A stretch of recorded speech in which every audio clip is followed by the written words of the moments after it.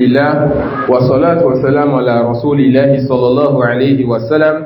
Nous allons continuer par la grâce d'Allah subhanahu wa ta'ala avec le livre Al-Ajubatul Mufida an As'ilatil Manahij al-Jadida. Ce livre-là qui renferme des questions-réponses de Cheikh Al-Fawzan sur des groupes contemporains. Et combien avons-nous besoin de ce que contient ce type de livre avec tous les groupes déviés que nous avons autour de nous? Alors nous allons prendre la question numéro 8. On demande à Cheikh Al-Fawzan hafizahullah ta'ala, hal tukhalatul jama'atu am tuhjar? Est-ce qu'on se mélange avec les groupes ou bien on les délaisse? Est-ce qu'on se mélange avec les groupes ou bien on les délaisse?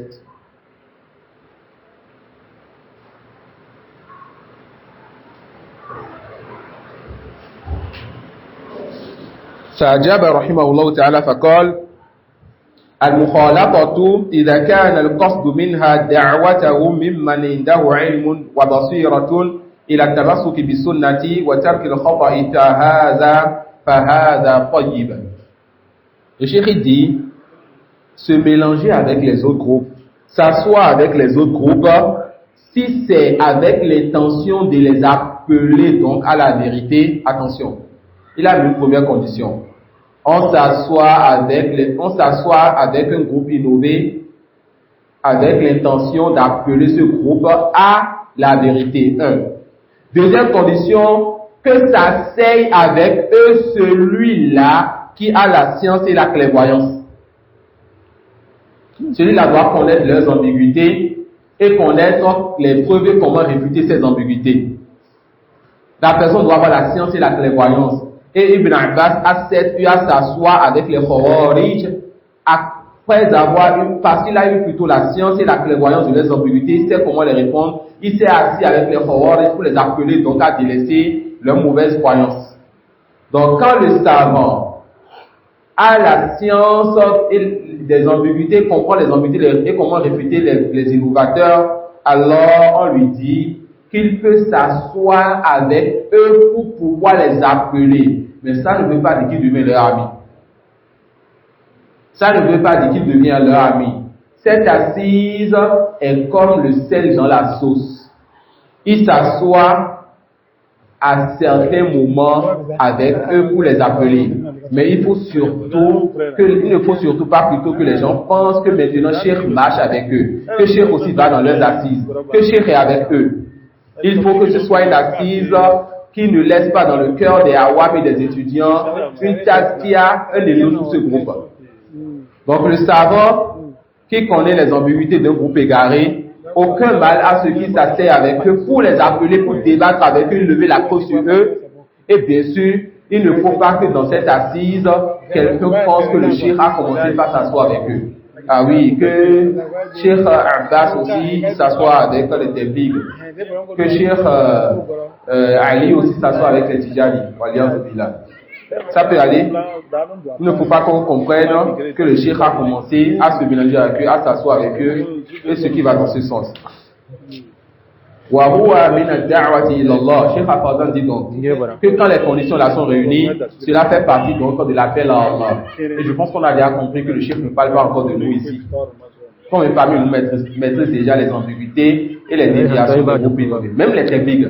Combien parmi nous est déjà capable de s'asseoir avec un groupe de tébligs et dire que je veux débattre avec eux? Ça suit? Alors, que prennent donc ces étudiants qui prennent certains avis des savants et disent moi je m'assois avec eux pour les appeler. Très vite tu vois ces étudiants changer. Hier il était dur envers eux. Il faisait leur hajj. Il était un lion quand il parlait d'eux. Ensuite il s'est assis une première fois, une deuxième fois, et après tu vois quand on parle de ces groupes innovés à côté de lui, son cœur il ressent une gêne quand on parle sur eux. Il ressent une gêne quand on parle sur eux. Ça peut aller. وهو من الدعوة إلى الله. أما إذا كان الاختلاط معهم من أجل المؤانسة معهم والمصاحبة له بدون دعوة وبدون بيان فهذا لا يجوز. Le cheikh dit, mais quant au fait de se mélanger et de s'asseoir avec eux, juste pour pouvoir passer de bons moments, juste pour pouvoir être en leur compagnie, cela n'est pas permis. Cela n'est pas permis. Il n'est pas permis à toi,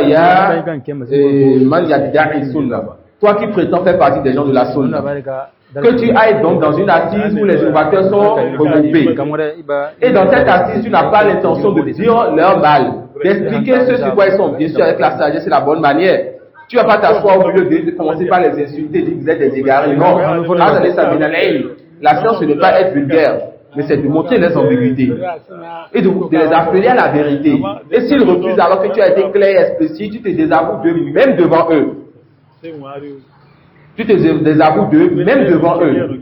Mais aller t'asseoir avec eux, juste pour passer de bons moments, pour prendre le thé, pour une réunion de je ne sais quoi, pour une assemblée, pour ceci ou cela, cela n'est pas permis. Cela n'est pas permis. فلا يجوز للإنسان أن يخالط المخالفين إلا على وجه فيه فائدة شرعية. Il n'est donc pas permis à quelqu'un de se mélanger avec ceux qui contredisent encore les fondements si ce n'est dans un cas légiféré. Et vous avez déjà vu le cas légiféré, par exemple, ici c'est la da'wa. Et la da'wa est faite par celui qui connaît leurs ambiguïtés et sait comment réfuter ces ambiguïtés. Il dit min da'watihim ila al-islam sahih. Parmi les choses qui rendent permises, n'est-ce pas, ce type d'assises, le fait de les appeler à l'islam authentique wa huwa salafiyya. Le Coran et la Sunna selon la compréhension des pires prédécesseurs. Wa tawdihul haqq lahum la'allahum yarji'un. Et le fait de leur expliquer la vérité afin qu'ils reviennent, ou bien il se peut qu'ils reviennent. Ici on n'est pas dans le Coran, n'est-ce pas? Donc la'alla il peut revenir à sa place. كما ذهب ابن مسعود رحمه رضي الله عنه c'est plutôt ابن مسعود كما ذهب ابن مسعود رضي الله عنه إلى المبتدعة الذين في المسجد ووقف عليهم non ça c'est une autre histoire ووقف عليهم وأنكر عليهم بدعتهم. Ibn Mas'ud, une fois les gens étaient en train de faire une innovation de askar dans la mosquée et l'un de ses compagnons est venu lui signaler cela. Le compagnon n'avait pas encore maîtrisé l'ambiguïté, il ne savait pas encore comment réfuter. Alors il n'est pas resté là. Il est sorti, il est parti voir son cheikh pour dire cheikh, j'ai vu telle chose dans la mosquée. Et comme le cheikh a la réfutation, il est allé maintenant vers ce groupe-là, il les a réfutés. Ça suit? Alors ne s'approche pas d'eux si ce n'est que pour les réfuter et leur expliquer ce dans quoi ils sont. Et de la meilleure des manières, il se peut qu'ils reviennent donc à la vérité. وابن عباس ذهب إلى الخوارج comme on l'a dit, Ibn Abbas il est allé voir les Khawarij وناظرهم ودحض شبههم et il a eu à débattre avec eux et il a fait quoi? Il a eu, n'est-ce pas, à annuler leurs ambiguïtés. ورجع منهم من رجع et une bonne partie de ces innovateurs, de ces Khawarij sont revenus après le débat que Ibn Abbas a fait avec eux. فالمخالطة لهم إذا كانت على هذا الوجه فهي مطلوبة. Le fait donc de se mélanger ou de s'asseoir avec les innovateurs, quand c'est pour ce qu'on a cité maintenant, alors cela est voulu. C'est pas juste permis, mais cela est voulu. وإن أصروا على باطلهم وجب اعتزالهم ومنابذتهم. Mais quand ils vont persister sur leur faux, il est maintenant obligatoire maintenant de se désavouer d'eux et de les délaisser et de les laisser dans leurs égarements. La preuve est levée. Alors, ces gens, ils ont mérité, n'est-ce pas? Ils ont mérité la dureté qu'on a envers eux. Ça suit? Wa jihaduhum fillah. Et n'est-ce pas le fait de le combattre pour Allah subhanahu wa ta'ala, que ce soit par la parole, que ce soit par la plume, ou que ce soit par la main, quand on a le sultan.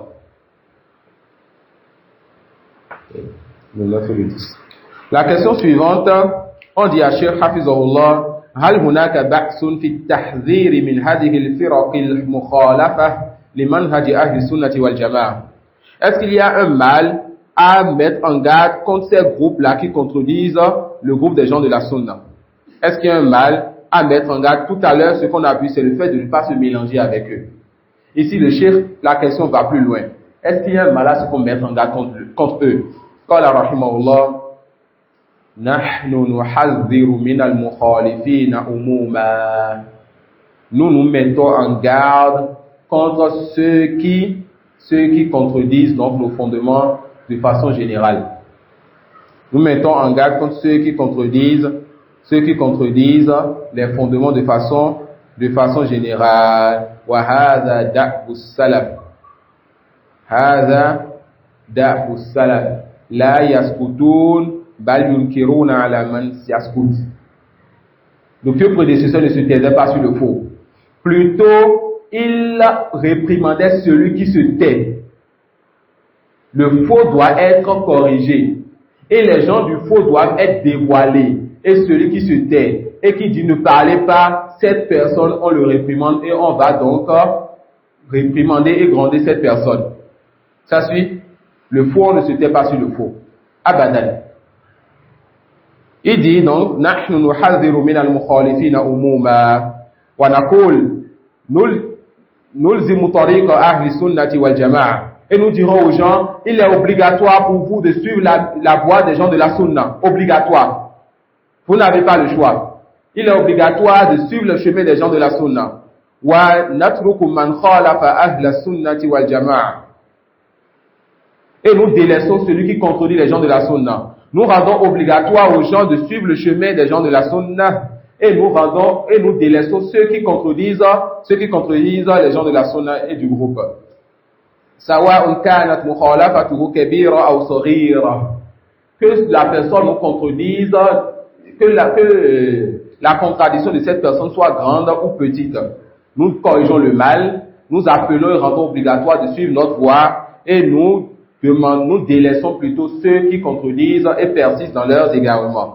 لأننا إذا تساهلنا في المخالفة ربما تطور الأمر أو تطور الأمور ربما تتطور الأمور وتتضخم. Ils disent, Hafizahullah, si nous délaissons et négligeons donc cela, et que nous ne parlons pas, et nous négligeons les contradictions, il se peut donc que les erreurs grandissent et se multiplient. فالمخالفة لا تجوز أبدا. Il n'est aucunement permis de contredire la religion d'Allah, de contredire la sunna de Muhammad sallallahu alayhi wa sallam. ويجب لزوم طريقة أهل السنة والجماعة في الكبيرة والصغيرة. Et il est obligatoire donc de suivre le chemin des gens de la sunna, que ce soit dans les grands sujets ou dans les petits sujets. Il est obligatoire de suivre le chemin des gens de la sunna, que ce soit dans les grands sujets ou les petits sujets. La question suivante, هل يلزمنا ذكر et c'est la question 10 maintenant. هل يلزمنا ذكر محاسن من نحذر منهم. Ça, mes frères en Allah, on appelle ça manhajul muwazanat. C'est quoi manhajul muwazanat? C'est le fait qu'on te dise, quand tu mets en garde contre quelqu'un, cite aussi ses bonnes actions. Quand tu as mis en garde contre Rachid El-Jay, pourquoi tu ne cites pas les bonnes actions qu'il fait aussi? Pourquoi tu ne cites pas le bien qu'il dit aussi? Pourquoi tu ne cites pas le bon prêche qu'il fait aussi? On dit, tu es tombé dans le manhaj muwazanat, c'est-à-dire tu es tombé dans un des fondements des innovateurs. Le fait de demander qu'on cite les bonnes actions de celui contre qui on met en garde.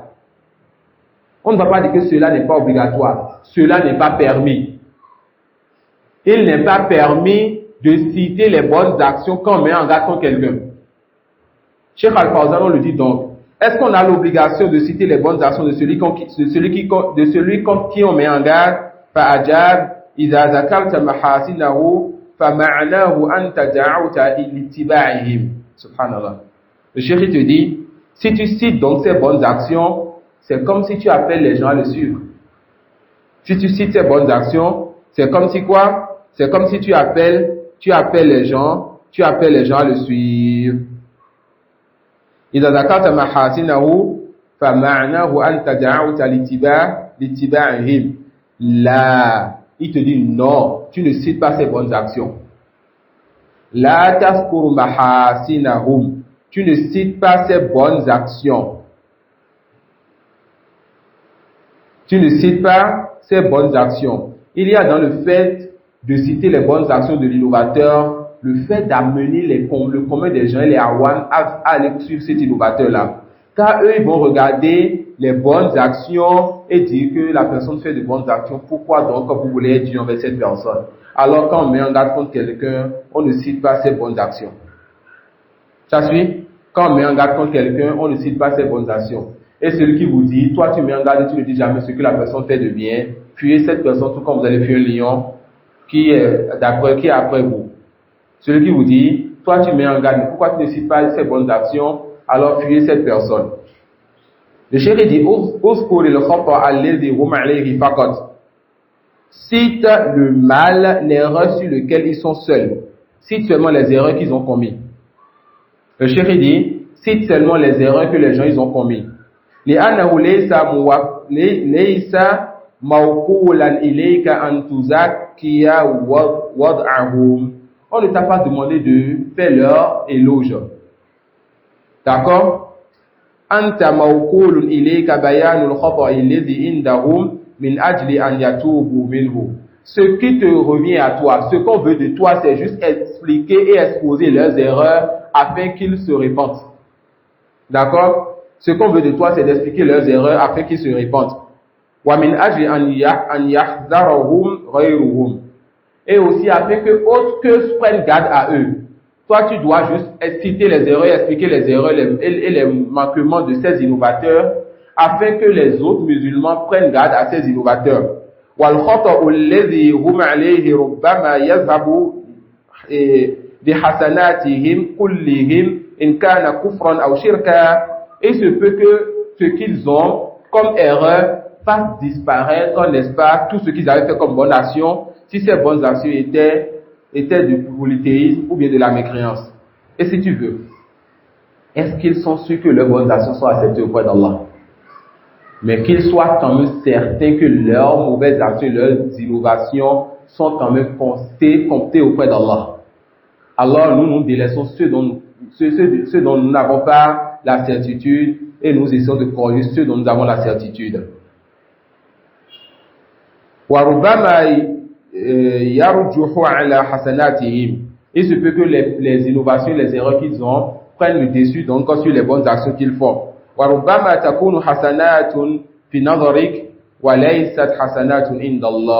Et se peut que cela soit donc de bonnes actions auprès de toi et cela ne soit pas de bonnes actions auprès d'Allah. Encore une dernière question, Inch'Allah, on va s'arrêter sur ceci. On demande au cheikh Jama'at al-Tabligh. Jama'at al-Tabligh ala sabil al-misal. يقولون نحن نريد أن نسير على منهج أهل السنة والجماعة ولكن بعضهم قد يخطئ فيقولون كيف تحكمون علينا وتحذرون منا. Le groupe de Tabligh, ils disent que eux, ils veulent, n'est-ce pas, suivre la méthodologie, le manhaj du prophète Mohammed, sallallahu alayhi wa sallam, c'est-à-dire la voie des gens de la sunna. Mais comment se fait-il donc que parfois ils peuvent faire des erreurs, mais ils ont une bonne intention, ils veulent suivre le prophète sallallahu alayhi wa sallam. Et quand ils font des erreurs, vous vous mettez en garde contre eux. Le cheikh répond, Jama'atu tabligh kataba anhum man dhahabu ma'ahum wa darasahum. Le groupe de Tabligh, celui qui est sorti avec eux, certains savants étaient sortis avec eux et ont connu leur réalité et ont mis en garde contre eux. Et j'ai déjà dit au sud, si elle nous permet l'année prochaine, on va étudier, Inch'Allah, soit un livre sur Jama'atu Tabligh ou bien un livre sur At-Tijani. Quand nous facilitons, on va étudier l'un de ces deux groupes l'année prochaine, Inch'Allah. Alors, certains savants qui sont sortis avec Jama'atu Tabligh ont eu à éclaircir et à mettre en garde contre ce groupe et détailler donc la réalité de ce groupe. Et le livre que je vais sans doute choisir pour parler sur Jama'atu Tabligh, ce sera Al-Qawlu al-Baligh. Al-Qawlu al-Baligh fi at-tahdhir min Jama'ati Tabligh. D'accord? Le cheikh dit وَكَتَبُوا عَنْهُمُ الْكَثِيرُ. Beaucoup de savants ont eu à écrire sur eux. وَشَخَّصُوا الْأَخْطَاءَ الَّتِي عِنْدَهُمْ. Ils ont eu à dévoiler les erreurs qui sont auprès de ces gens-là. فَعَلَيْكُمْ أَن تَقْرَؤُوا مَا كُتِبَ عَنْهُمْ. Alors lisez donc ce que les savants ont dit sur eux et les mises en garde et les détails que les savants ont encore déjà dévoilés pour montrer que c'est un groupe égaré. لِيَتَبَيَّنَ لَكُمُ الْحُكْمَ فِي هَذَا. Afin que le jugement donc soit clair sur ceci. Et ce que Cheikh Al-Fadl a fait ici, c'est le fait que certains savants ont déjà mis en garde et ont détaillé et ont déjà excellé dans leurs détails sur une mise en garde. Toi, tu n'as plus l'obligation de refaire encore une mise en garde. Mais tu vas demander aux gens, notre frère un tel, notre docteur un tel et tel cheikh a déjà mis en garde. retourner donc à sa mise en garde. Ça suit? Voilà pourquoi l'étudiant et le savant qui veut mettre en garde comme un groupe doit exceller dans sa mise en garde afin que sa mise en garde devienne maintenant une source vers laquelle reviendra l'innovateur chaque fois qu'il veut parler. Il va dire, il m'a déjà répondu. Et reviendra toujours les gens de bien et les gens de la filtre pour pouvoir savoir comment être préservé de ces innovations. Et les savants et les étudiants vont dire, un tel a déjà fait telle mise en garde, revenez donc à cela. Ça suit? Et ce n'est pas une obligation pour tout le monde de se lever et mettre en garde contre un groupe ou bien contre un égaré. Quand on a une ou deux personnes qui l'ont fait, Farouk à Fard de Kifaya, vous allez rester derrière ces gens-là et les soutenir. Et si vous mettez aussi en garde, il n'y a pas de mal à cela. Quand on a question de Cheikh Ibn Semessi, si il écoute, il a dit que notre frère, le docteur Cheikh Rabia, a déjà eu à mettre en garde contre lui. Et ça fait partie de l'habitude de certains de nos savants.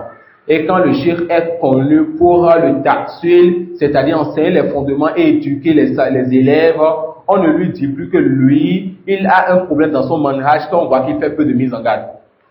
C'est pas des mauvaises compréhensions que certaines personnes ont.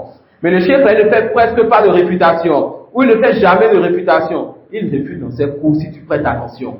Mais toi, tu n'as pas donné l'importance aux cours qui sont de ta'sil, toi, tu es occupé que par les réfutations. Et tu es faible dans ta religion si seulement tu savais. Ça suit?